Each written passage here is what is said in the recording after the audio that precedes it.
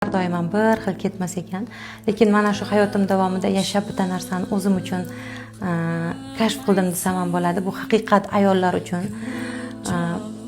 Biz ayollar qachonki turmush o'rtog'imizga nisbatan qalbimizda gumonimizni go'zal qilamiz, biz suyukli rafiqa bo'lmasdan qolmas ekanmiz. Sizdan turmush o'rtog'ingiz nimanidir berkityaptilarmi? Siz bundan xursand bo'ling.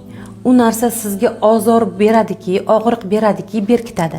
U sizni xursand qilganida o'zi kelib sizga aytib berardi. Chunki erkak tabiati shunaqa-yu, ayolni xursand qilgisi keladi, ko'nglini olgisi keladi. Agar mana shu narsa sizdan berkitilayotgan bo'lsa, turmush o'rtog'ingiz sizni avaylayaptilar. Bundan siz xursand bo'ling. Aksincha, ana shu narsani bilishga shoshilmang. Ko'rmaslikka harakat qiling, eshitmaslikka harakat qiling. Shunaqa vaziyatlar bo'lardi. Baribir biz ayollar sezib qolamiz, ko'p narsani eshitib qolamiz. Kelib ular menga yolg'on gapirishga harakat qilardilar. Shunaqa vaziyatda men ularga yordam berardim.